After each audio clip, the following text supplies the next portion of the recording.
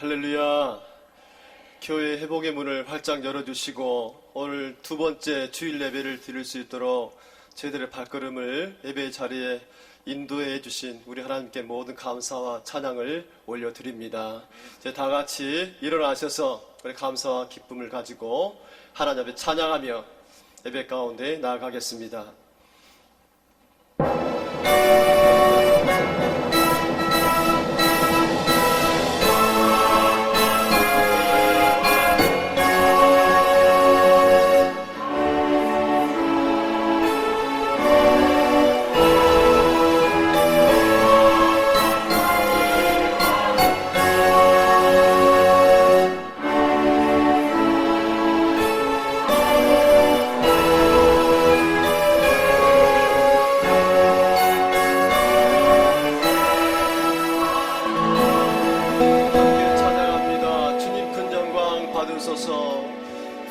주님 큰 영광 받으소서.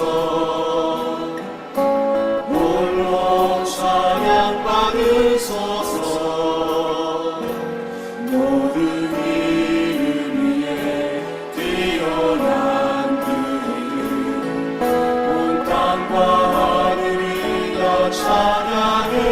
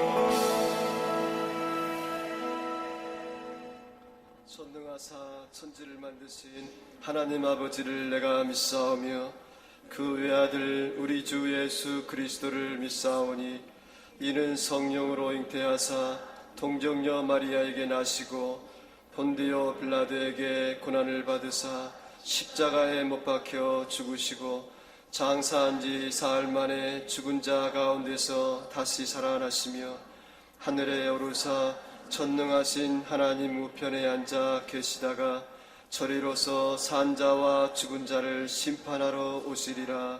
성령을 믿사오며 거룩한 공예와 성도가 서로 교통하는 것과 죄를 사하여 주시는 것과 몸이 다시 사는 것과 영원히 사는 것을 믿사옵나이다. 아멘. 할렐루야. 우리 모두 자리에 앉으셔서 좌우에 계신 분들과 함께 인사 나누겠습니다. 주님의 이름으로 사랑합니다. 축복합니다.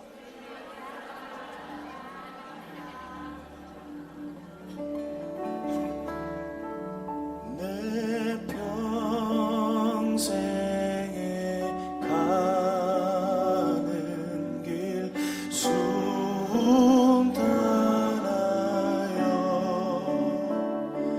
늘 잔잔한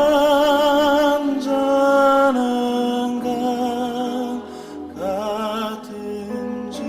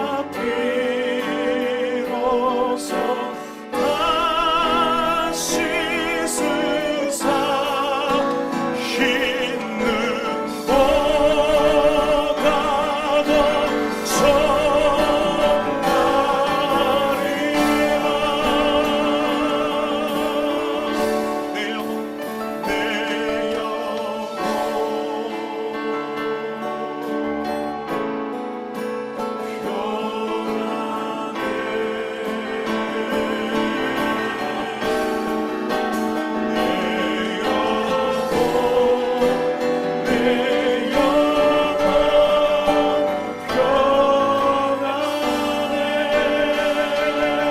우리 손을 높이 들고 내 영혼 내 영혼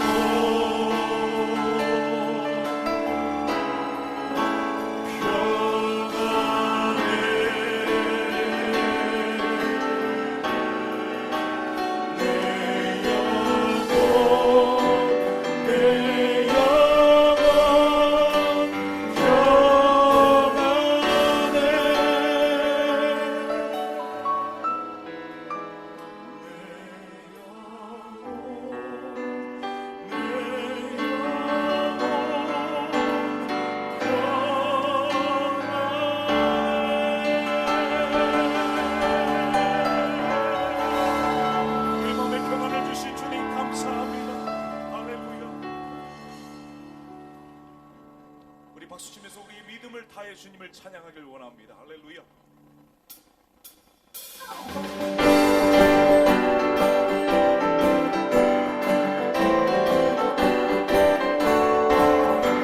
우리 아무 주도 아니 되어도 이름만을 가지고서는 걸으며 귀에 아무 소리 아니 들려도 하나님의 약속에 서리라. 걸어가세 믿음 위에 섰어 나가세 의심 버리고 걸어가세 믿음 위에 섰어 위에 아무 증거 없어도 그리 보기에는 어떠한지 의미 없는 증거대로 늘 믿으며 맘에 의심 없이 살아갈래.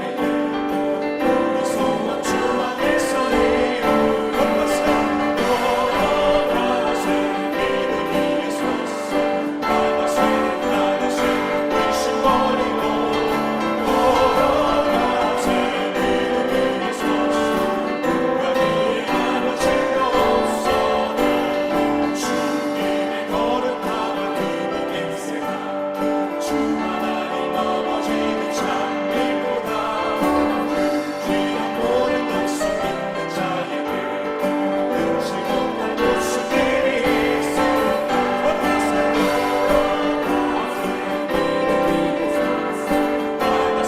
나가세 의심 버리고 걸어가세 믿음 위에 섰어 위에 아무 증거 없어.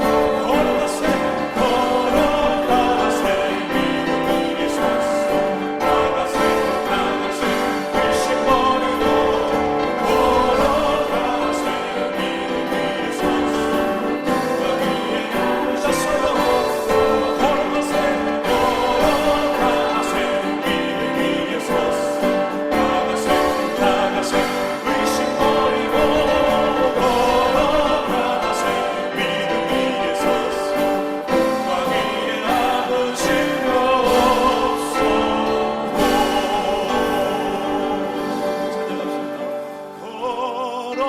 걸어가세 믿음 위에 섰어 나가세 의심 버리고 걸어가세 믿음 위에 섰어 눈과 귀에 아무 증거 없어도 주님여 이 손을 꼭 잡고 가소서. 약하고 피곤한 이 몸을 폭풍 흑암 속에 치사 빛으로 손잡고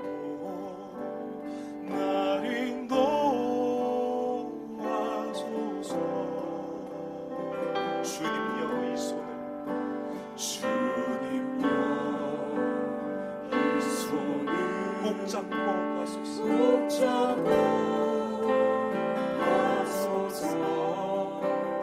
약하고 피곤한 이 몸을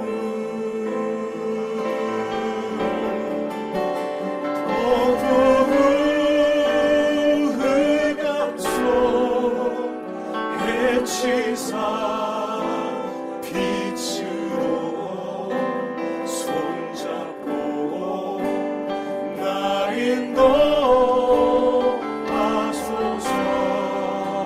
인생이 힘들고 고난이 겹칠 때 인생이 힘들고 고난이 겹칠 때 주님과 날 도와주소서. 외치는 이 소리, 외치는 이 소리 귀 기울이시사 손잡고 날 인도하소서. 외치는 이 소리 귀 기울이사 외치는 이 소리 귀 기울이시사 손잡고 날 인도하소서.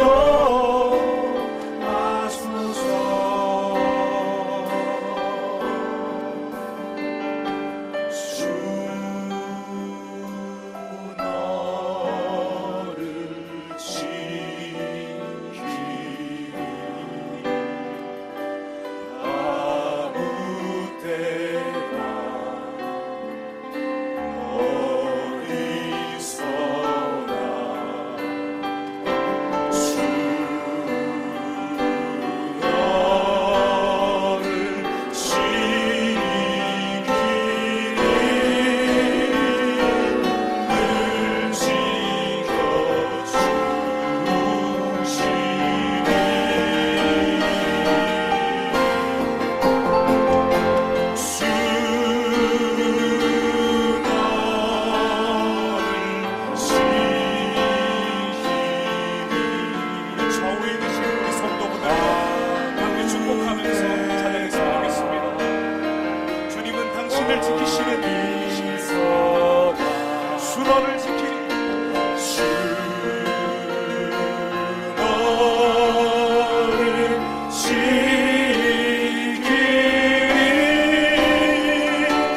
늘 지켜주시리. 두 손을 꼭 잡으면서 주 너를 지키리 주 너를 지키리 아무 데나 어디서나 주 너를 지키리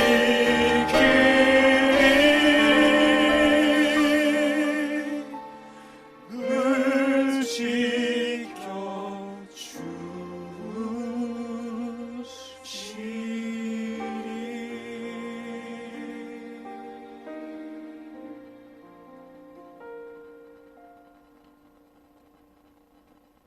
우리의 역사를 주관하시는 하나님 아버지, 주님을 찬양하며 주님을 경배합니다.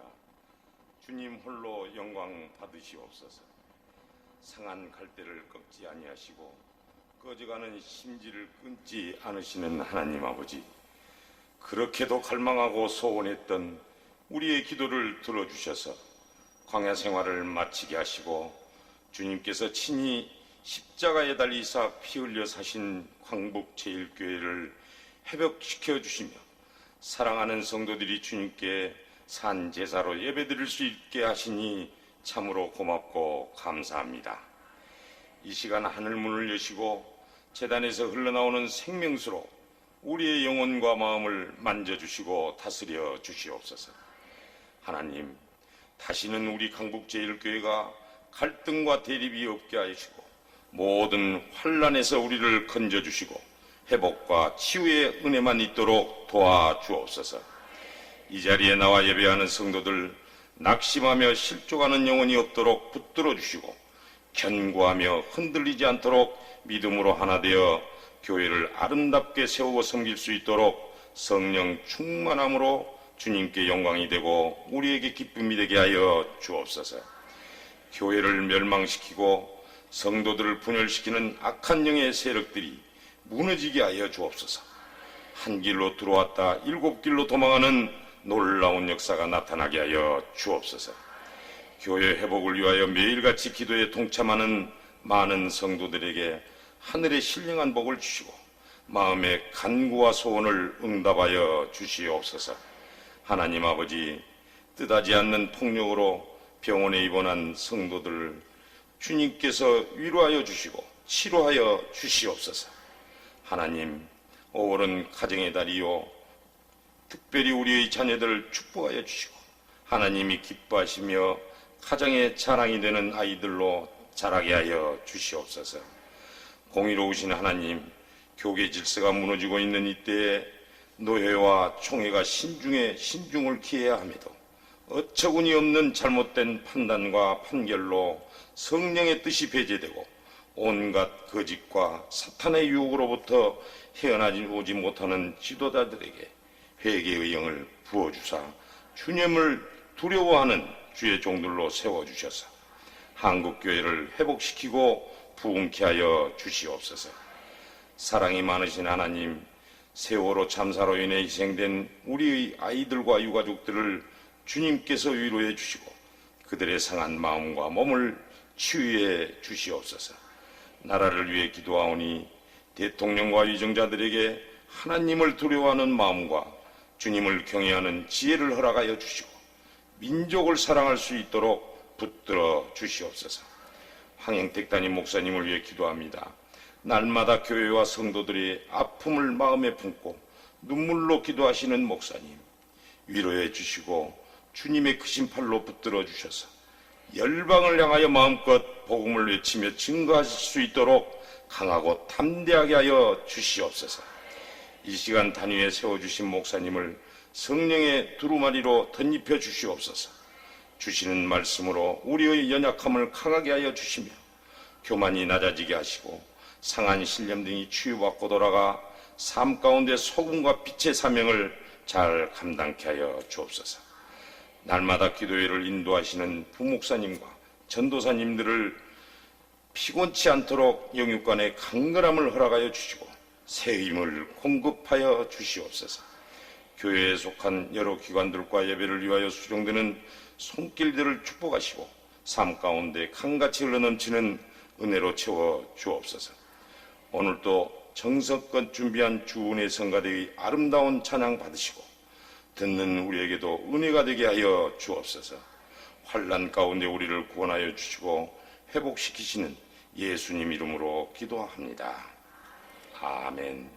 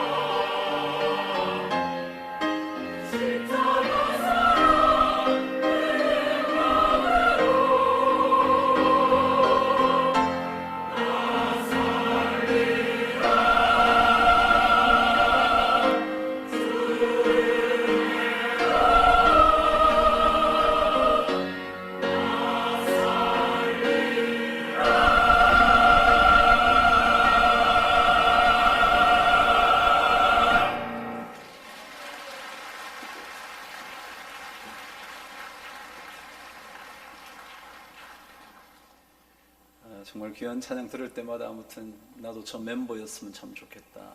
저는 늘 그렇게 생각합니다. 거기다 우리 왕광열 집사님 지휘하는 모습이 저를 늘 도전하게 합니다. 우리 집사님도 저렇게 열심히 지휘하시는데 제가 열심히 설교 안 할 수 없잖아요, 그렇죠?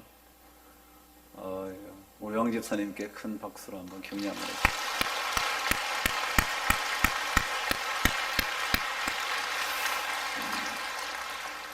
진짜 어려울 때 교회 성가대를 맡아가지고 잘 해주셔서 너무 감사하고, 그리고 그것 때문에 우리 주원의 성가대가 점점 더 탁월한 찬양팀으로 바뀌어가는 건 너무 고맙습니다.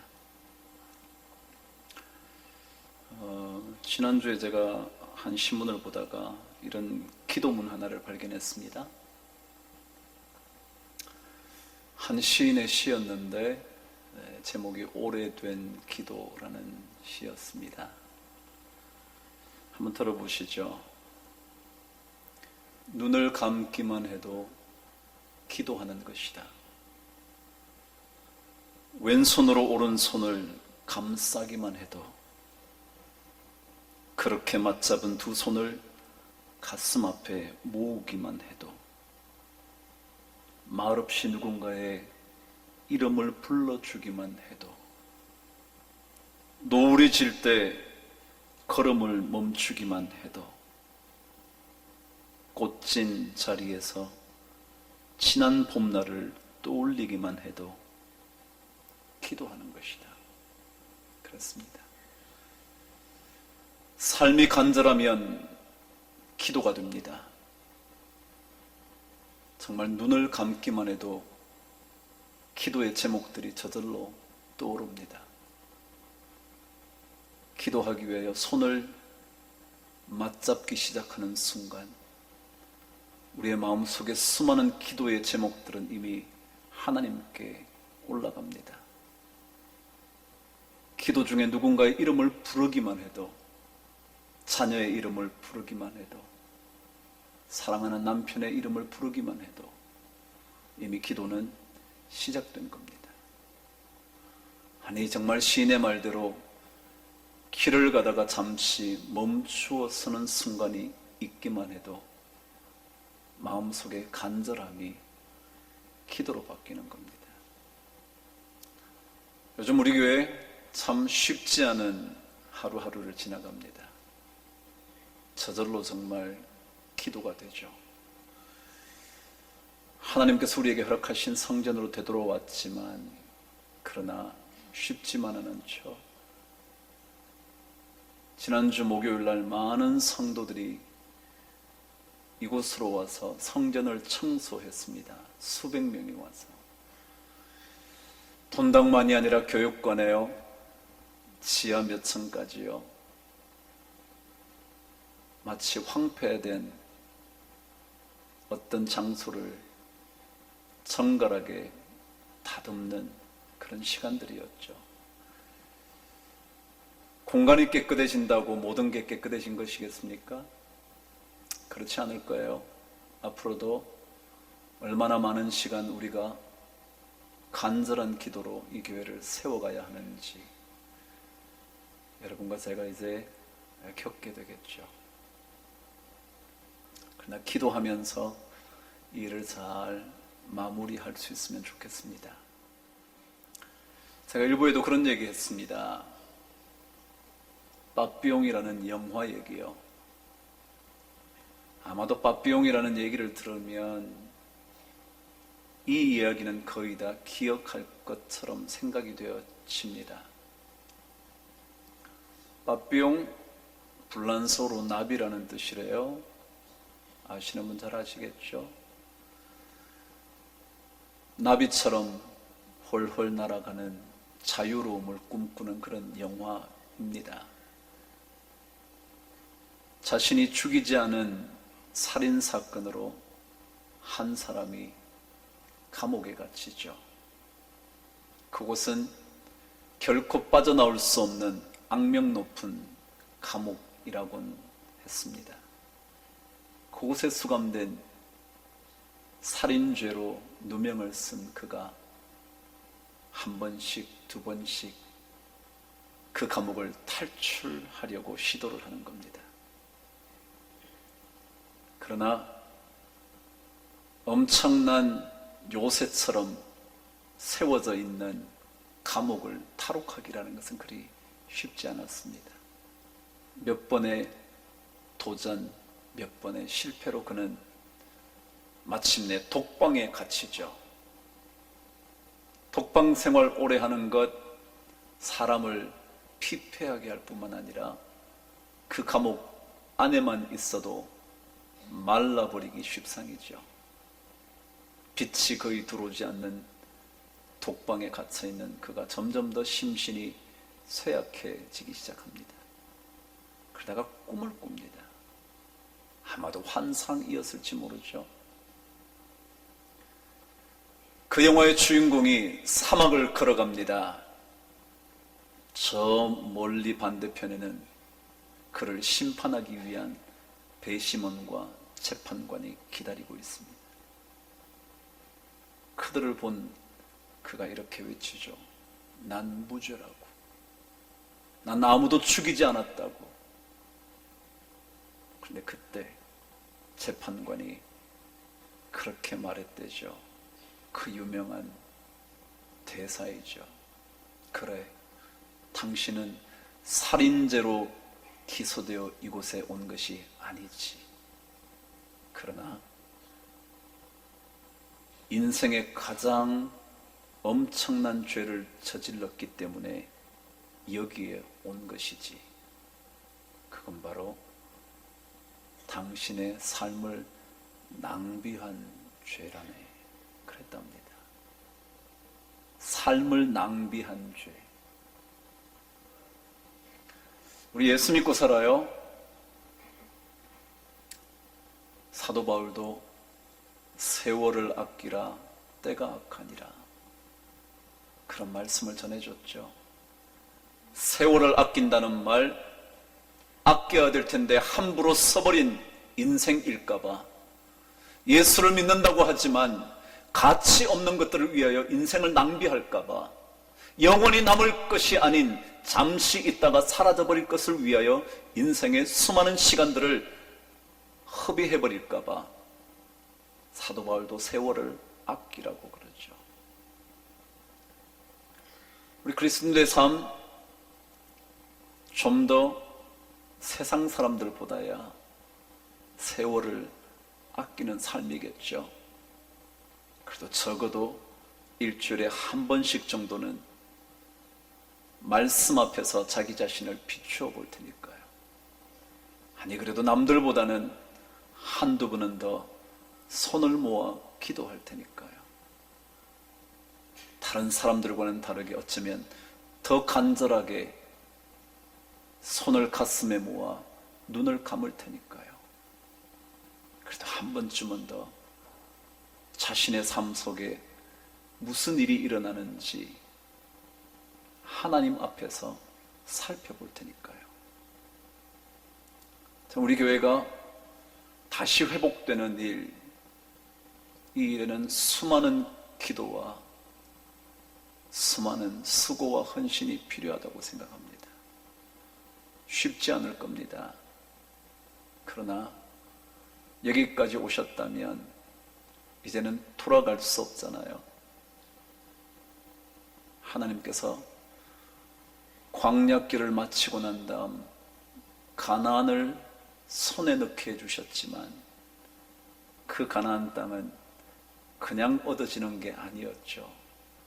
끊임없이 가나안 족속들과 전투의 전투를 벌여서 하나둘씩 정복한 이후에 그러고 나서야 그 땅을 모든 지파들이 나누게 되죠. 힘을 내셔서 저와 함께 그 길을 잘 걸어가실 수 있게 되기를 바랍니다. 오늘 하나님 말씀 우리 함께 읽겠습니다. 창세기 1장 1절에서 5절까지 우리 하나님 말씀을 함께 읽겠습니다.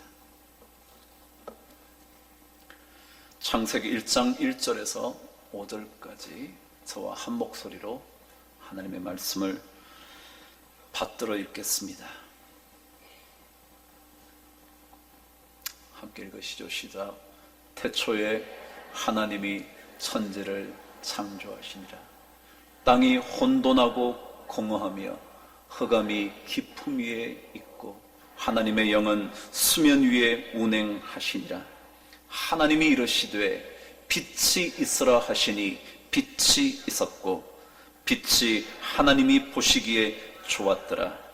하나님이 빛과 어둠을 나누사 하나님이 빛을 낮이라 부르시고 어둠을 밤이라 부르시니라.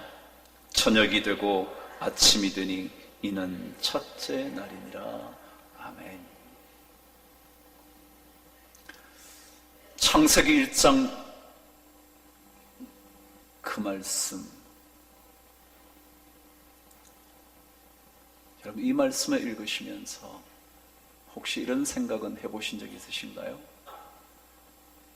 왜 하필이면 하나님의 수많은 말씀을 적은 성경의 첫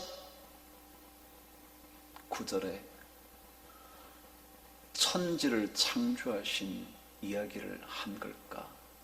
그런 생각 혹시 해보셨나요? 수많은 이야기가 있을 텐데 말씀의 처음을 열 수 있는 수많은 이야기가 있을 텐데 그 중에서 하필이면 천지를 창조한 이야기를 첫 번째 구절로 만드셨을까?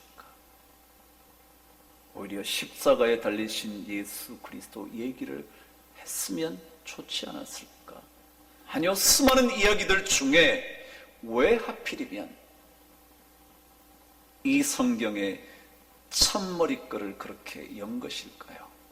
태초에 하나님이 천지를 창조하시니라. 무슨 이유가 있을 것 같지는 않나요? 무언가 서두를 열 때 무언가 가장 하고 싶은 이야기를 혹시라도 함축하고 있는 것은 아닐까요? 저 혼자 묵상을 했습니다. 무엇 때문일까? 그러다가 그런 생각이 들었죠. 천지 창조를 믿는 것이 믿음의 첫 단추를 끼는 거구나. 천지 창조를 믿는 것이 믿음의 첫 단추인가 보다 라는 생각을 했죠.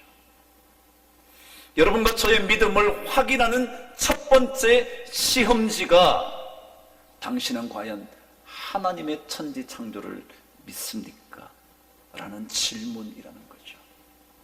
하나님께서 정말 이 천지를 창조하셨다고 당신은 하나님께 고백하느냐고 질문을 던진 거죠.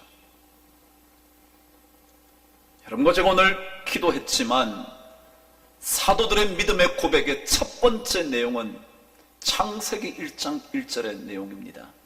기억하시죠?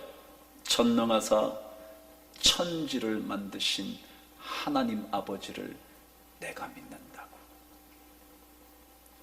다른 것을 믿는 것이 아니라 가장 먼저 천지를 창조하신 하나님을 내가 믿는다고.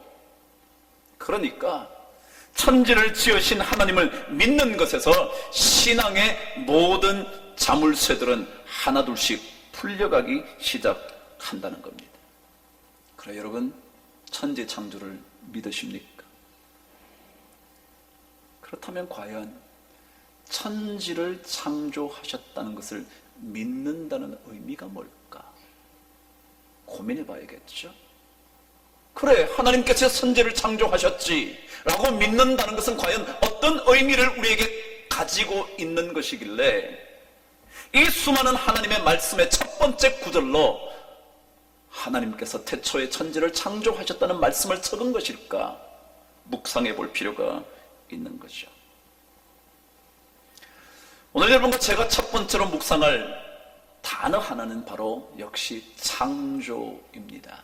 창조라는 말, 하나님께서 태초에 천지를 창조하셨다고 할 때 이 창조의 의미, 많은 학자들은 이 단어 바라라는 히브리어를 연구해 본 결과 이런 뜻을 그 당시 고대 근동의 사람들은 갖고 있었다는 겁니다. 이 단어를 쓰면 어떤 느낌을 가지고 있었냐 하면, 이 창조라는 단어는 언제 어디서든지 하나님 외에는 어느 누구도 행할 수 없는 일이라는 의미를 가졌답니다. 다시 말하면 그분이 아니면 할 수 없는 일, 오직 그분만 할 수 있는 일, 그게 바로 창조라는 것입니다. 다시 말하면 다른 사람은 불가능하고 다른 신들도 불가능하고 오직 하나님만이 이 일을 하실 수 있어 라는 고백이 창조라는 단어에 담겨져 있다는 것입니다. 그렇습니다. 신앙은 뭐냐 하면 하나님 외에는 어떤 분도 어떤 사람도 어떤 것도 할 수 없다고, 하나님 밖에 없다고 고백하는 게 창조신앙의 핵심이라는 겁니다. 여호사밧이 아람 군대와 전투를 벌일 때 엄청난 군대를 바라보다가 절망하며 탄식하며 기도하는 장면이 역대상에 기록되어 있습니다. 그의 고뇌에 찬 기도는 이렇게 기록되어 있죠. 우리를 치러 오는 이 큰 무리를 우리가 대적할 능력이 없고 어떻게 할 줄을 알지 못하옵고, 그 다음 결론의 얘기가 오직 주만 바라보나이다 라는 겁니다. 오직 주만 바라본다는 거죠. 어느 누구도 할 수 없기 때문에, 어느 누구도 그 일을 해결할 수 없기 때문에 주님밖에 바라볼 수가 없다고 고백하는 게 뭐냐면 창조신앙이라는 거예요. 다른 누구 해결할 수 없다는 거예요. 우리 교회 문제에 대하여 노회와 총회가 전면전을 선언하더군요. 우리가 뭐 그렇게 대단하다고 그러시는지 잘 모르겠는데, 근데 우리는 기댈 곳이 없고요, 그곳은 기댈 곳이 참 많더군요. 노회도 있고요, 총회도 있고요. 그러나 여러분, 신앙은 하나님밖에 바라볼 자가 없다고 고백하는 겁니다. 여러분이 꽤 할 수 있는 것들이 있어도, 여러분이 꽤 많은 사람과 관계를 맺어서 좋은 관계 덕분에 문제를 해결할 수 있어도 하나님밖에 바라볼 자가 없다고 고백하는 게 신앙입니다. 열왕기 하에는 나아만 장군의 이야기가 등장합니다. 나아만 탁월한 군대 장관이었지만 그 당시만 해도 나병 환자라는 것, 문둥병이라는 것, 죽음의 병이죠. 그것이 알려지는 순간 그는 사회와 격리되게 되어 있었죠. 그런데 탁월한 이스라엘의 선지자의 도움을 받아 그는 나음을 입죠. 너무도 감격해서 그 선지자에게 선물을 보내죠. 근데 받지 않는다는 거예요. 근데 그때 나아만 장군이 받지 않는 선물을 두고는 자기가 그렇게 고백을 합니다. 열왕기하 5장 17절은 이렇게 기록되어 있었죠. 이제부터는 종이 번제물과 다른 희생제사를 여호와 외에 다른 신에게는 드리지 아니하고 다만 누구에게? 여호와 그분께만 드리겠습니다. 이게 신앙이라는 거예요. 이게 창조신앙으로 되돌아오는 겁니다. 신앙의 고백은 뭐냐면 이제는 어느 누구에게도 내 인생 좀 도와줘, 날 좀 해결해줘, 내 문제 좀 풀어줘, 그렇게 번제물과 희생제사를 다른 곳으로 돌리는 것이 아니라 오직 여호와께만 드리겠습니다. 그게 바로 신앙이라는 거죠. 그래서 끊임없이 이사야서를 읽어보면 하나님은 이스라엘 백성에게 강조합니다. 나 외에 다른 신은 없다고. 이사야 44장 6절은 그렇게 말합니다. 나 외에 다른 신은 없다고 끊임없이 우리들에게 강조합니다. 이게 바로 창조신앙의 첫 번째 내용입니다. 신명기를 읽어도 출애굽을 이루어 주신 하나님의 얘기를 읽어도 그게 끊임없이 반복되는 것, 이 출애굽의 기적을 너희에게 나타낸 이유가 있는데 그것은 나 외에는 다른 신이 없음을 알게 하려 하기 때문에 그렇다고. 신명기 4장 35절은 그렇게 말하고 있죠. 그래요. 신앙생활 하면 할수록요, 이 점을 깊이 묵상하고 거기에 전진해 나가면 신앙이 깊어집니다. 그쪽은 믿을 곳이 많을지 모르지만요, 신앙의 깊이는 사라지기 쉽습니다. 우리는 믿을 곳이 없지만 하나님 외에 바라볼 자가 없습니다 라고 말하는 거예요. 그렇게 고백하는 거예요. 그게 신앙, 더더욱이 창세기의 첫 번째 구절에 나타난 태초에 하나님이 천지를 창조하시니라 라고 말하는 그 창조 신앙으로 되돌아가는 거라는 거예요. 여러분, 힘들 때 도움 받고 싶은데 참 많죠? 이 사람 만나보면 좀 될까? 저분이 문제를 잘 해결한다는데 내가 그 사람 좀 만나볼까? 손짓이 올 때마다 그 손을 잡고 싶을 때 참 많죠. 그러나 신앙은, 창조의 신앙은 오직 주만 바라보나이다. 저는 이런 기도의 용사들이 우리 교회에 많아지게 되기를 바랍니다. 우리 기댈 곳 없지만요, 누구에게 도움 청해도 거들떠 보지도 않지만요, 그러나 우리에게는 이 창조에 하나님이 계신다는 사실 꼭 믿고 사시게 되기를 바랍니다. 두 번째요, 이 창조라는 단어는 여러분이 이제껏 익히 들어오셨을 이런 뜻입니다. 창조라는 바라라는 단어는 언제나 아무것도 없는 곳에서 무언가를 만들어낸다라는 뜻입니다. 아무것도 없는 데서. 다시 말하면 어떤 가능성도 없는 곳에서 일이 된다, 그런 뜻입니다. 여러분, 신앙생활은요 참 신비합니다. 아무것도 없는데, 이 눈에 보기에 보이는 게 없는데, 이 귀에 들려오는 게 없는데, 손으로 만질 수 있는 것도 없는데, 아무것도 없는데 있게 하시는 하나님을 믿겠다고 말하는 것, 그게 신앙입니다. 왜냐하면 하나님은 아무것도 없는 데서 만들어내는 겁니다. 만질 수 있는 것 하나도 없는데 그곳에서 천지가 만들어지는 겁니다. 그래요, 신앙생활은 없는 것을 있게 하시는 하나님을 믿는 겁니다. 여러분, 뭐가 없으세요? 돈 좀 없으신가요? 학벌이 좀 없나요? 얼굴이 좀 따라주질 않나요? 백이 좀 없으신가요? 기댈 만한 부모님도 없으신가요? 계시긴 하지만 아무 힘도 안 되시는 부모님이신가요? 진짜 별 볼 일 없나요? 여러분의 인생이?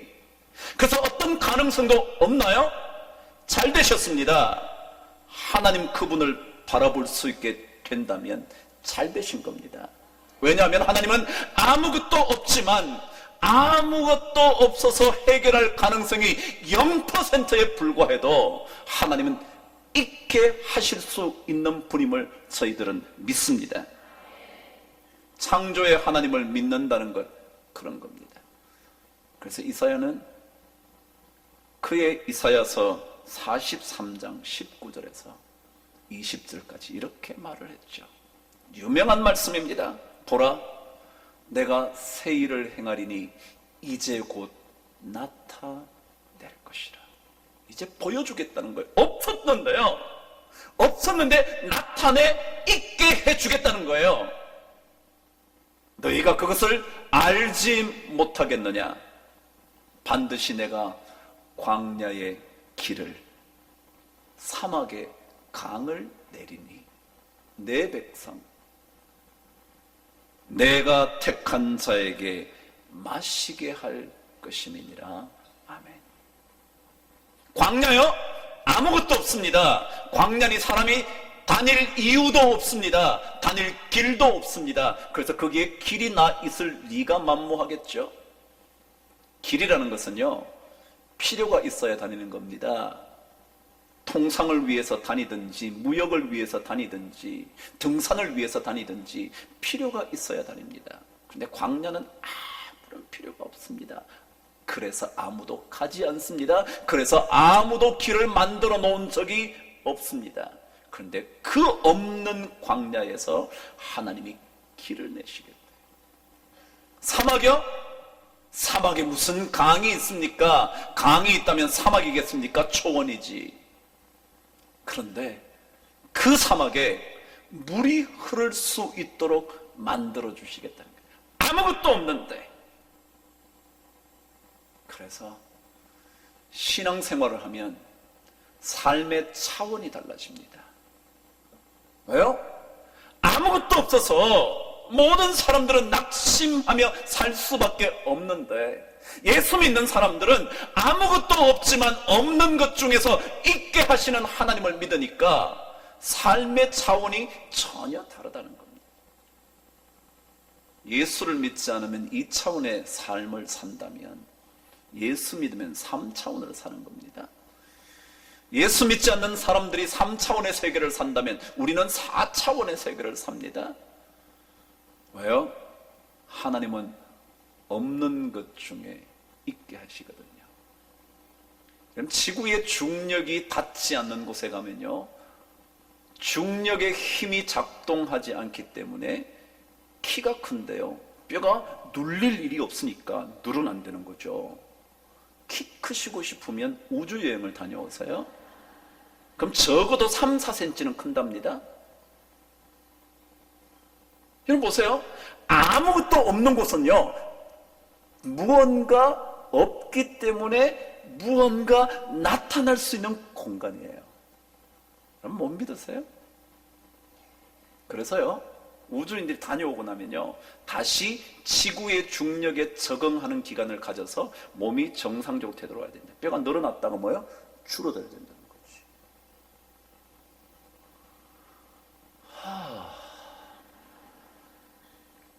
아무것도 없는 곳은요, 무언가 작동할 수 있는 공간이라는 사실을 믿으십시오. 우리에게 아무것도 없어도요, 하나님께서 오시면 없는 가운데 놀라운 것들을 행하실 수 있다고 저는 믿습니다. 아무것이 없어도요, 하나님이 오시면, 그 하나님을 믿으면, 삼손의 이야기 잘 아시겠죠? 그는 태어날 때부터 하나님께 바쳐진 나실인이라는 그런 인생을 살기 시작합니다. 하나님께 바쳐지고 나면 머리털을 깎지 않을 뿐만 아니라 독주를 입에 대지 않고 하나님께 바쳐진 인생을 삽니다. 그런 동안 하나님께서 삼손에게 놀라운 능력을 부어주십니다. 근데 한 여인을 만나죠. 이방 여인 들릴라를 만나 그의 삶은 무너지기 시작을 합니다. 유혹을 받아 그 여인의 유혹 때문에 그의 능력이 어디에서 나오는지 비밀을 가르쳐 줌으로 인하여 그는 블레셋 사람들에게 붙잡히고 마침내 두 눈을 뽑히게 되어버리죠. 완전히 하나님을 잃어버리자 삶의 능력까지 사라져버리는 겁니다. 그럼 보세요. 하나님과 함께 있으면 능력이 있습니다. 핫벌이 없는데도요, 주눅들 이유가 없어요. 왜요? 하나님의 말씀을 읽다가 세상이 줄 수 없는 지혜를 얻게 돼요. 하나님을 만나면요, 내 삶이 아무리 보잘것이 없어도요, 하나님께서 나의 든든한 방패가 되신다는 사실 때문에 어느 누구 앞에 가서도 굽신거릴 이유가 없어요. 없으면 없는 거죠. 뭐 당신도 없어질 수 있는 건데요. 부유하며 없어질 수 있는 건데요. 금방 없어질 수 있는 건데요. 건강이요, 금방 사라질 수 있는 건데요. 뭐 잘생긴 거요, 불 한 번만 나면요, 아무것도 아니에요. 그는 성령으로도 잘 안 돼요. 착각하지 마세요.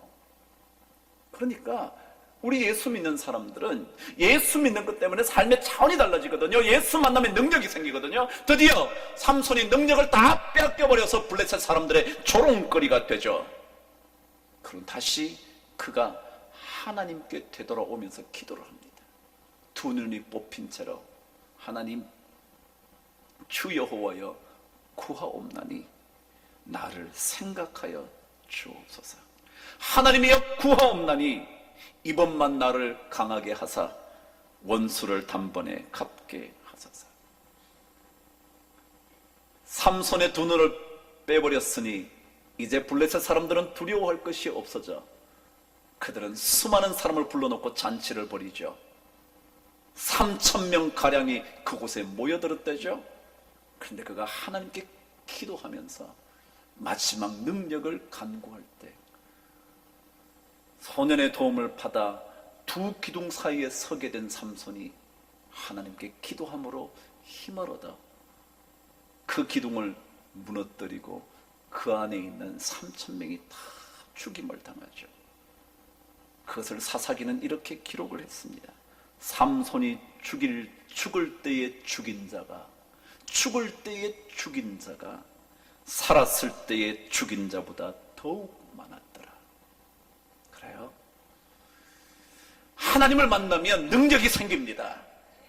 우리 좀 부족하지만, 배운 건 없지만, 학벌은 좀 모자라지만, 남들보다 뛰어난 집안의 백은 없지만, 좋은 동창들의 도움은 받지 못하지만, 그러나 하나님의 도우심, 없는 것을 있게 하시는 하나님의 도우심을 받으면 우리는 삶을 전혀 다르게 살아갈 수 있게 되는 줄 믿습니다.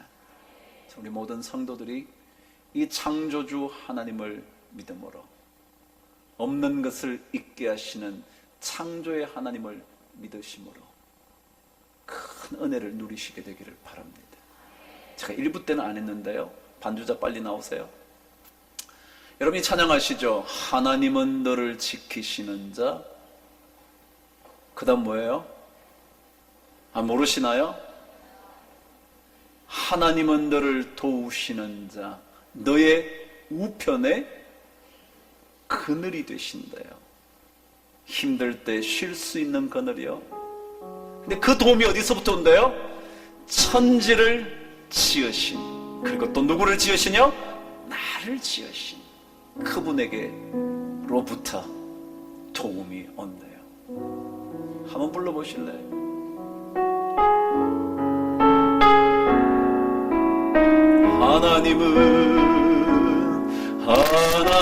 하나님은 너를 지키시는 너의 우편에 그늘 되시니 낮의 해와 밤의 달도 너를 해치 못하. 다시 한번요. 하나님은 너를 지키시는 자, 하나님은 나를 지키시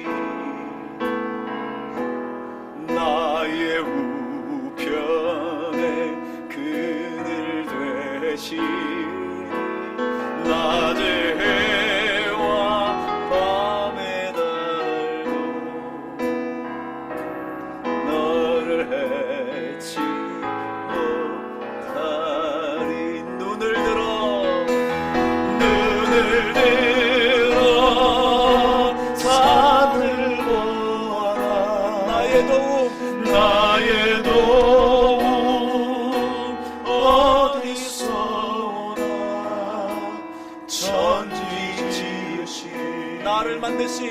나를 만드신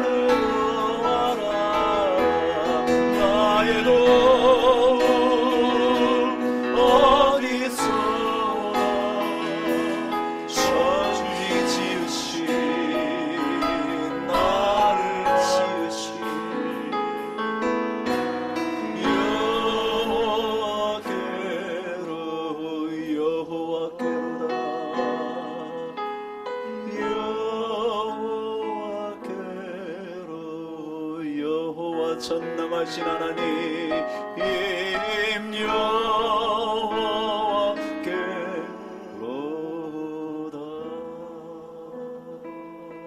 여러분 기억하십시오. 여호와 하나님 그분께서 우리를 지켜 주실 겁니다. 천지를 지으신, 천지를 창조하신 그분께서 우리를 지켜 주실 겁니다.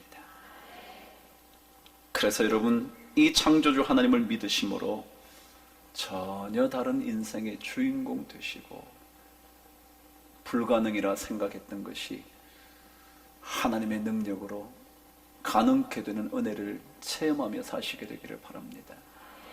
자, 그런데요, 하나님께서 천지를 창조하셨는데 가장 첫 번 창조물이 뭐였대요? 3절은 이렇게 기록하고 있죠. 시작. 하나님이 이르시되 빛이 있으라 하시니 빛이 있었고. 하나님께서 가장 먼저 창조하신 게 뭐였냐면 빛이었대요. 빛. 제가 또다시 질문해요. 여러분, 왜 성경에 가장 첫 번 구절을 창조의 이야기로 시작했는지 질문을 드린 것처럼 제가 또다시 질문을 드리고 싶어요. 왜 하나님께서 가장 먼저 빛을 창조하신 걸까요? 거기에도 무슨 이유가 있지는 않을까요? 왜 빛을 가장 먼저 창조하셨을까요? 또다시 말씀드립니다. 여러분, 이 언어는요 고대 근동어입니다. 근동 지역에, 지금 말하면 사우디아라비아, 이라크 그쪽 지역입니다. 그쪽 지역의 언어가 빛이라고 말할 때 그 빛의 의미가 있었다는 거죠.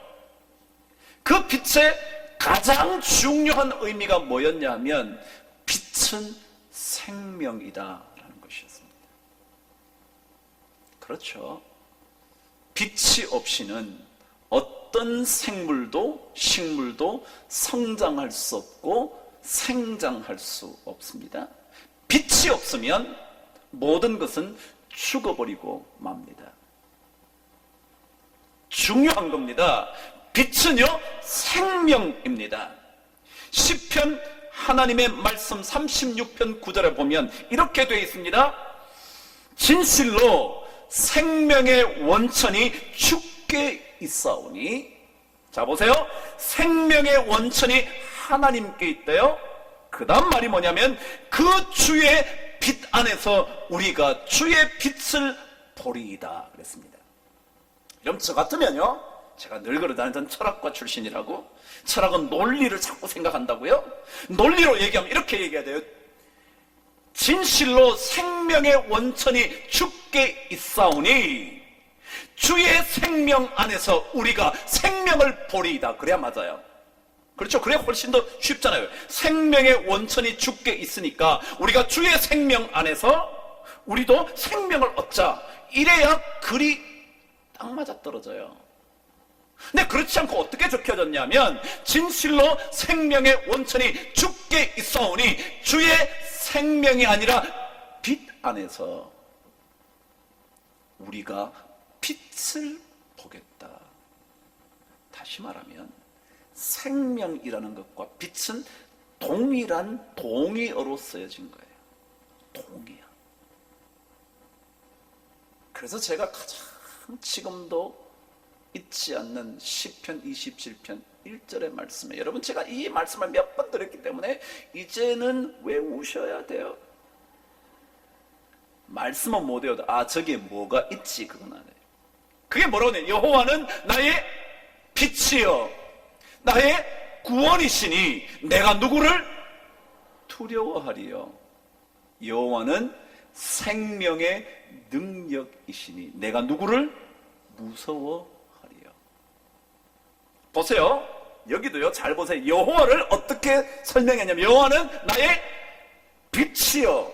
그 다음에 뭐예요? 나의 구원이요. 그 다음에 뭐예요? 나의 생명의 능력이래요. 잘 보세요. 제가 철학가라 그랬잖아요. 별 볼 일 없는 철학가인데요. 하나님이 빛이래요. 근데 똑같이 뭐라 그랬냐면 하나님은 구원이래요. 그럼 빛과 구원은 뭐라고요? 똑같아요. 여러분 이래요. 꼭 A는 B다. A는 C다. 고로 B는 C다. 이게 논리학이에요. 쉽죠? 하나님은 빛이다. 하나님은 구원이다. 그로 빛과 구원은 똑같다. 아니에요? 맞죠? 자 보세요. 빛이 생명이라는 뜻이 왜 나오냐 하면요. 빛을 뭐라 그랬냐면 하나님을 구원이라고 그래요. 구원은요 건져주는 거예요. 생명을 얻게 하는 거예요. 죽은 것이 살아나는 거예요. 그 생명이죠. 그러니까 구원이라는 말과 생명은 똑같은 말이에요. 그래서 뒤에 뭐라고 덧붙였어요? 여호와는 생명의 능력이시니. 여호와는 구원의 능력이시니. 그래 똑같아요. 그래요. 이 빛이라는 말은 뭐냐면 생명이에요. 하나님께서 우리에게 오심으로 인하여 우리가 뭘 얻게 됐어요? 생명을 얻게 됐어요.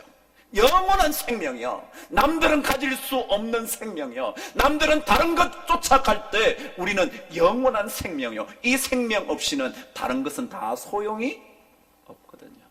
너희가 모든 것을 다 얻는다 해도 목숨을 잃으면 무엇이 유익하랴? 아무 유익이 없어. 다 잃어버리면 끝이에요. 그러니까 하나님께서 가장 먼저 창조한 게 뭐라고요? 빛을 창조해요. 상징으로 생명을 창조했다는 말보다 빛을 만드셨다는 거예요. 그래요. 우리는 하나님 때문에 영원한 생명을 얻고 살죠. 빛이 없이는 어떤 생명도 살아갈 수가 없죠. 하나님 없이는 우리의 생명은 존재할 수가 없죠. 결론입니다. 오늘 성경은요. 이 빛의 중요한 역할이 있대요. 이 빛을 왜 먼저 창조하셨느냐면 그 역할이 있기 때문에 그렇다. 그게 오늘 2절 말씀이에요. 저와 함께 읽겠습니다. 시작. 땅이 혼돈하고 공허하며 흑암이 깊음 위에 있었다. 그랬어요. 땅에 혼돈과 공허와 흑암이 있었는데 이것을 정돈할 뭐가 필요했다고요? 빛이 필요했다. 그래서 하나님께서 빛을 창조하셨다라는 거예요. 그래요. 그냥 설명을 좀 덧붙이자면 하나님의 빛이 임하면요. 우리 삶에 혼돈과 공허와 흑암이 없어진대요. 하나님의 빛을 우리가 바라보기 시작하면 우리 안에 뭐가 혼돈과 공허함과 흑암이 없어진다는 겁니다. 여기에 등장한 혼돈과 공허라는 낱말은 다른 낱말이지만 뜻은 똑같습니다. 그래서 영어 성경을 보면 이 혼돈이라는 말 영어로 formless라고 그랬습니다. formless. 여러분 homeless라고 그러죠. 홈이 없다. 그게 homeless예요. 그러니까 formless는 폼이 없다. 폼이 뭐예요? 형태가 없다는 거예요. 형태가 없으니까 아무것도 없는 거죠. 비어 있는 거죠. 황폐한 거죠. 황무지 같은 거죠. 그게 혼돈이라는 단어입니다. 그 다음 공허라는 말은 영어로는 empty라고 합니다. empty, 비어있다는 거예요. 빈 공간이라는 거예요. 아무것도 없다는 거예요. 그러니까 다시 말하면 혼돈과 공허는 똑같은 낱말입니다. 다시 말해서 하나님의 빛이 없으면 우리 인생은 공허함으로 살아갈 수가 없다. 하나님이 없으면 허무해서 살 수가 없다. 아무리 채워도 채워질 수가 없다. 채운 줄 알았는데 보니까 텅 비어 있는 거예요. 질펀하게 하룻밤 지나면 우리 인생에 공허가 없어집니까? 술 마시고 모든 것을 잊을 수 있어서 한바탕 폭주를 들이키고 나면 괜찮아집니까? 여러분 정말 그렇습니까? 돈이 있으면 다 해결됩니까? 돈 가지고 행복이 찾아옵니까? 돈으로 쾌락은 찾아올지 모르지만 가슴 속을 채울 수 있기는 어려울 거예요. 수많은 밤을 술과 노래와 춤으로 보내봐도 허무할 거려. 경험 안 해보셨나요? 여러분 성경은 말합니다. 하나님의 빛이 들어오지 않으면요 이 공허함을 채울 길이 없습니다. 어느 날 예수님에게 한 사람이 찾아왔습니다. 놀라셨죠? 찾아왔다니까 깜짝 놀라셨어요. 부자였습니다. 부자였다고요. 이 부자에게 나중에 예수님이 뭐라고 그러시냐면 부자가 하늘나라에 들어가기가 얼마나 어려운 줄 아냐? 뭐라고요? 낙타가 바늘 구멍으로 드러나는 것보다 더 어렵지 라고 말한 그 내용입니다. 자 보세요 여러분, 이 사람이 돈이 많았습니다. 돈 많은데 왜 예수님을 찾아와요? 돈 많은데 뭘 교회 와요? 돈 가지고 살면 되지. 돈 있으면 됐지 뭐. 걱정할 게 뭐 있어요? 뭘 부러운 게 있다고요? 누구한테 꿀릴 게 있다고요? 학벌 좀 모자라면 어때? 돈 많으면 됐지. 그렇지 않나요 여러분? 그런데요 이 부자가 주님을 찾아온 거예요. 찾아와서 선생님 어떻게 하면 제가 영원한 생명을 얻을 수 있겠습니까? 그럼 돈으로요 생명을 못 사거든요. 돈으로 영원한 생명이 주어지지 않거든요. 돈으로 허무함과 공허함과 혼돈을 없앨 수가 없거든요. 주님이 얘기했어요. 계명을 다 지키지. 전 옛날부터 다 지켜왔습니다. 한 가지 부족한 게 있네. 너 가지고 있는 것을 다 팔아서 가난한 사람에게 나눠주고 나한테 와봐. 내가 영생에 대해서 알려주지. 그랬더니요 마가복음 10장에는 이렇게 기록되어 있어요. 그 부자가 재물이 많은 고로 슬픈 기색을 띠며 근심하며 돌아가니라. 그 사람이요 재물이 많았다는 거예요. 그래서 나 그거 하기가 어려운데 슬픈 기색을 띠며 되돌아갔대. 그런데요 예수님께서 그 얘기를 들으시더니 나중에 이렇게 말해요. 재물을 가진 자가 하늘나라에 들어가기가 얼마나 어려운지 그 얘기를 하셨다 그랬잖아요. 그런데 조금 전에 얘기했던 이 부자가 재물이 많은 고로 라고 말했던 재물이라는 단어와 주님께서 재물이 많은 자가 하늘나라에 들어가기 어렵다고 말했던 재물이라는 단어가 헬라어는 달라요. 한국말은 똑같은데 하나 앞에 나온 단어는요 크테마라는 단어인데 모르셔도 돼요. 저도 사전 보고 알았다니까요. 크테마라는 단어 뜻이 뭐냐면 그냥 무엇을 함으로 인하여 얻게 된 것, 그래서 지금 내가 가지고 있는 것, 부유함, 재산, 그리고 재물, 그리고 뭐든지 간에 가지고 있는 것, 동산이든지 부동산이든지, 그게 크테마라는 단어예요. 근데 주님은 그 단어를 안 쓰고요 크레마라는 단어를 썼다는 거예요. 이 단어 뜻은 뭐냐면 그런 재물을 의지하고 신뢰하는 것, 그런 뜻이에요. 그런 뜻이 이 크레마에 담겨져 있다. 그러니까 재물이 있는 게 문제가 아니고요. 뭐라고요? 재물을 의지하고 살려는 그것, 그게 문제라는 거예요. 왜요? 재물을 의지해가지고 해결될 거는 없거든요. 재물이 있는 게 문제가 아니에요. 여러분 돈 많은 거 괜찮아요. 돈 열심히 버신 거 괜찮아요. 여러분 획득한 거 괜찮아요. 그것까지 요즘은 욕하잖아요. 열심히 일해서 돈 버는데 막 욕해요. 아니요, 그럴 거 아니에요. 문제는 그 재물을 뭐 하는 거예요? 신뢰하고 의지하는 것. 그 크레마가 여러분에게 있으면 문제다. 그 테마가 있는 건 괜찮아요. 여러분 벌어서 가지게 된 건데 뭐 그건 괜찮아요. 근데 그것을 의지하면 하늘나라에 못 들어가요. 왜요? 그것으로 인하여 우리의 공허함이 채워져 생명을 얻게 할 수는 없기 때문에 그래요. 신앙생활이요, 하나님의 빛이 필요해요. 세상이 말하는 빛들이 필요한 게 아니고요, 하나님의 빛이 필요해요. 생명의 빛이 필요해요. 그 빛이 들어와야 우리 안에 공허함과 뭐야? 허무함과 그리고 혼돈이 다 사라지고요. 그리고 내 마음속에 어둠이 물러가요. 아무리 빠져나오려고 해도 빠져나가지 못하게 붙잡는 어둠으로부터 벗어나려면 하나님의 빛이 필요해요. 그래서 하나님께서 가장 먼저 빛을 창조하시고, 이 빛을 우리 모든 성도들이 받아 누리시게 되어서 마음속에 혼돈과 허무가 사라질 수 있게 되기를 바랍니다. 가져도 채워지지 않는 허무요, 그 허무의 공간을 하나님의 빛으로 환히 비추어 채워질 수 있게 되기를 주님의 이름으로 축복합니다.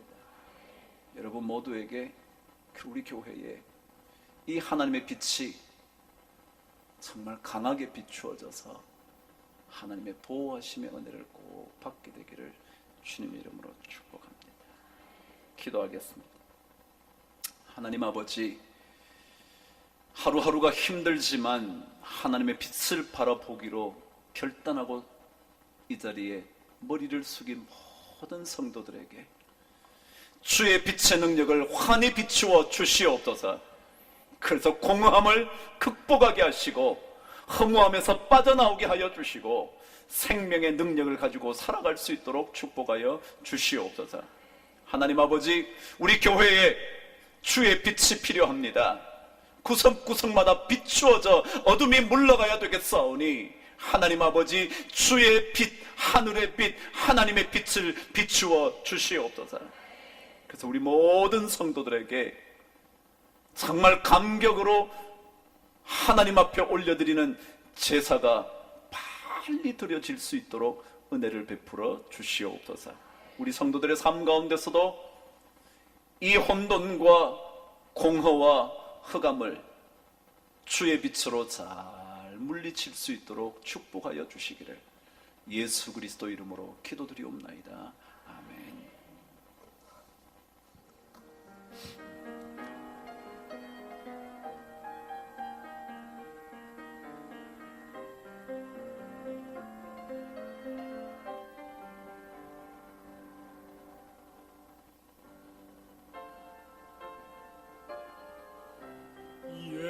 예수님의 모습을 생각하며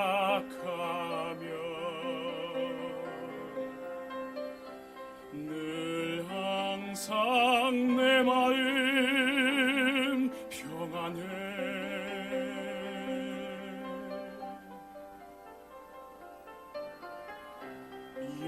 예수님의 모습을 생각하며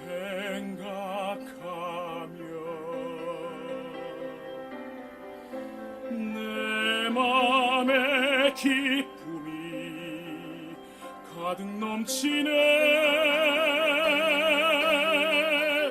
영원한 주님의 사랑 찬양해. 나의 하나님 되심을 모든 것 창조하시는 전능하신 하나님,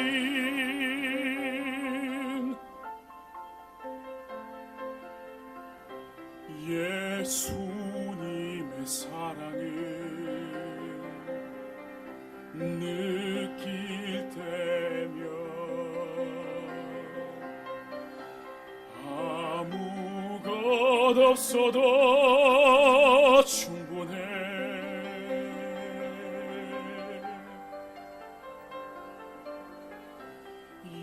예수님의 사랑을 느낄 때면 그 사랑 내 맘을 황홀하게 해. 영원한 주님의 사랑 찬양해. 나의 하나님 되심을 모든 것 창조하시는 전능하신 하나님, 영원한 주님의 사랑 찬양해.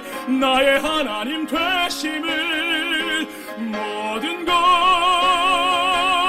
창조하시는 전능하신 하나님, 전능하신 하나님, 전능하신 하나님.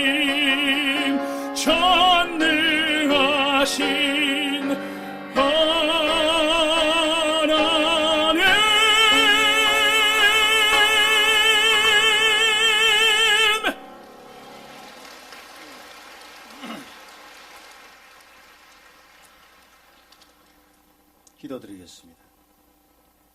사랑이 많으신 하나님 아버지, 녹음이 짙어가는 5월에 꿈에도 그려왔던 강북제일교회에서 감격적인 주일 예배를 드리게 하심을 감사드립니다. 하나님께서 우리들을 이 자리에까지 발걸음을 인도하셨음을 믿습니다.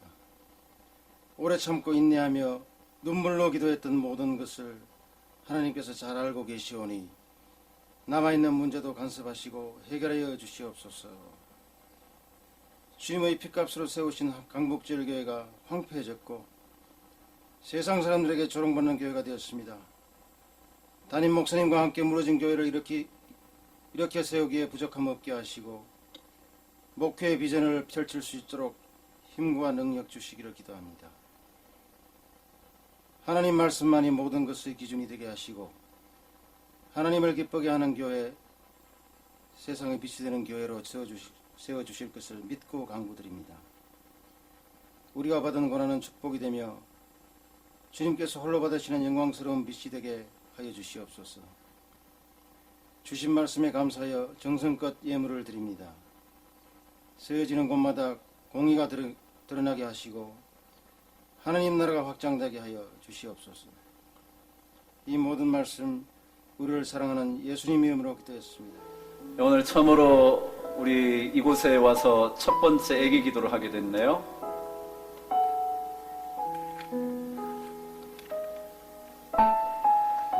제가 이름을 지었는데 박우영이라고요. 아유.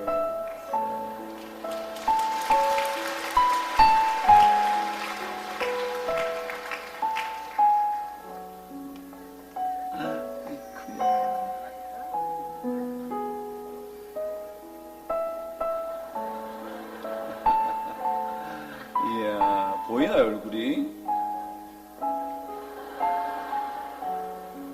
이야, 우리 둘째가 청주 때 낳았다 그랬죠? 그죠? 우리 박 집사님 가정에 우리 2, 3년 전쯤에 우리 청주 총회할 때 우리 박 집사님이 거기 가서 막 열심히 일하는 동안 부인은 혼자서 애 낳았대. 근데 이렇게 세 번째 애가 났어요. 제가 셋나라 그랬다고 또 꼭 셋을 낳을까 몰라. 아이고 참 고생스럽게, 그죠? 그러나 하나님께서 이 자녀를 잘 양육해 주실 줄 믿습니다. 우리 우영이를 함께 축복하시죠. 하나님께서 이 자녀를 복 주시도록 우리 모든 자녀들도 이런 복을 받도록 여러분 함께 기도하겠습니다. 하나님 아버지, 우영이가 우리 박 집사님 가정에 세 번째 자녀의 선물로 왔습니다. 정말 오늘 주님께서 말씀하신 대로 주님이 생명의 원천이신데 우리에게 그 생명을 나누어 주셔서 이렇게 귀한 자녀를 선물로 받았습니다. 하나님 아버지, 이 생명이 빛 가운데 걸어갈 수 있도록 축복하여 주시고 아름다운 인생의 주인공이 되어 하나님의 이름을 드높이는 귀한 인생을 살게 하여 주시옵소서. 힘들 때에도 주님께서 이 자녀를 붙잡아 주시고 유혹에 빠지지 않게 하여 주시고 하늘아버지의 거룩한 이름에 걸맞는 그런 아름다운 성도가 되게 하여 주시옵소서. 하나님 아버지, 우리 박 집사님 가정에 세 자녀를 잘 양육할 수 있는 모든 필요한 것들을 공급하여 주셔서 하나님께서 주신 축복으로 말미암아 자녀들이 무럭무럭 영적으로나 정신적으로 육체적으로 잘 자랄 수 있도록 축복하여 주시옵소서. 하나님, 오늘 우리 어린이 주일인데 기쁘게 드리지도 못했습니다. 내년에 우리 모든 교회가 감격하면서 자녀들과 함께 축복의 예배를 드릴 수 있도록 도와주시옵소서.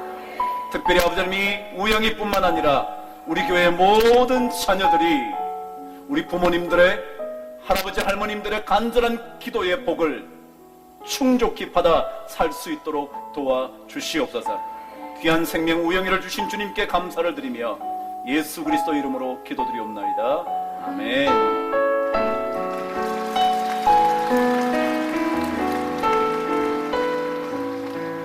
고생했어요. 애 셋 낳느라고. 너 동생이냐?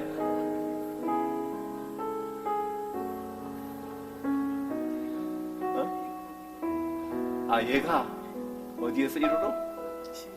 응?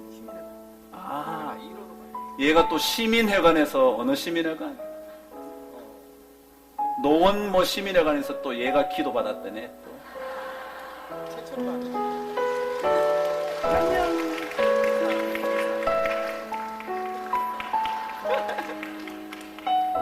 이야, 참 감사하네요. 참. 첫 번째가 우리 박우주, 박우진, 그리고 셋째가 박우영. 예, 우리 함께 축복했는데 감사하고요. 여러분 다 일어나셔가지고요. 우리 마지막 찬양으로 주님 앞에 영광을 올려드리고 상자를 오시는 그날까지 우리 함께 주의 길을 걷게 되기를 바랍니다.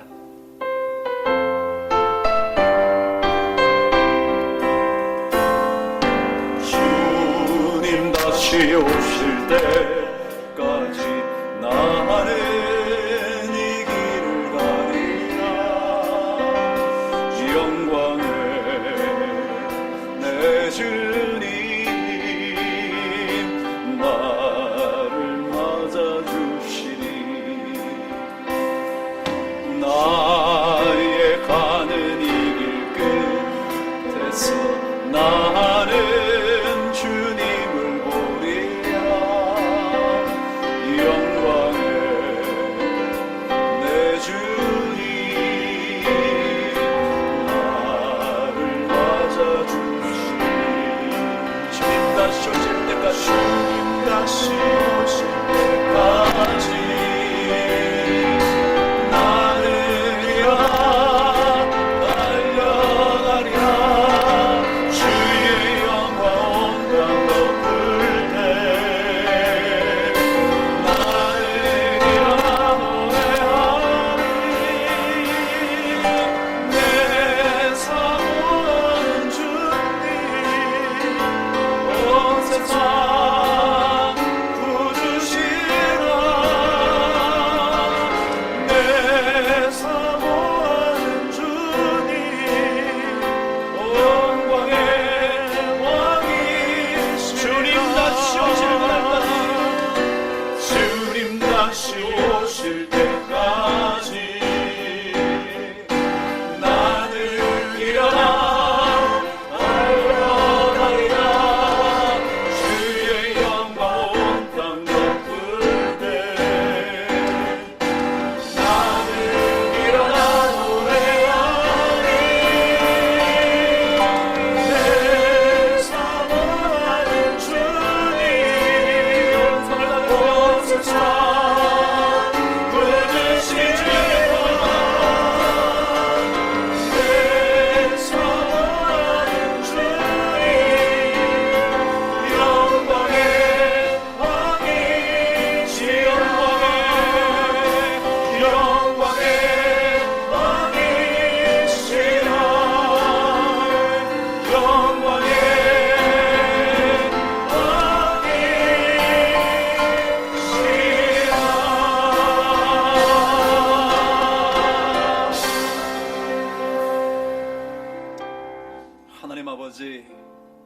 힘든 하루하루지만 주의 도우심으로 여기까지 왔습니다. 우리 가정도, 우리의 자녀도, 우리의 교회도 주의 도우심을 넉넉하게 입어 하루하루를 이겨 살 수 있도록 축복하여 주시옵소서. 패배하지 않도록 승리의 주님께서 우리에게 깃발을 올려 주시옵소서. 하나님 아버지, 힘든 성도님들 마음속의 상처와 육신의 연약함, 갈등으로 인하여 눈물 흘리는 성도, 주여 큰 은혜를 베풀어 주셔서 그들이 그들의 모든 고통에서 일어날 수 있도록 축복하여 주시옵소서. 주께서 세우신 거룩한 교회가 다시는 어둠의 세력에 무너지지 않도록 우리를 붙잡아 주시옵소서. 하늘 아버지의 영광이 이 교회를 통하여 비추어질 수 있도록, 우리가 주변을 살릴 수 있도록, 생명의 방주가 될 수 있도록 주께서 은혜를 더하여 주시옵소서. 이 일을 위하여 헌신하는 모든 주의 백성들에게 가장 좋은 복, 하늘로부터 내려오는 복, 이 땅의 기름진 복들을 허락하여 주시옵소서. 지금은 우리 주님 예수 그리스도의 십자가의 은혜와 하늘아버지의 크고도 넓으신 사랑하심과 성령님의 도우심의 역사와 능력이 우리 모든 성도들 위에, 기도 제목 위에, 가정 위에, 자녀 위에, 일터 위에, 세우신 거룩한 교회와 선교사역 북녘 땅 위에, 이 나라 이 민족 위에 영원토록 함께 계시기를 간절히 축원하옵나이다.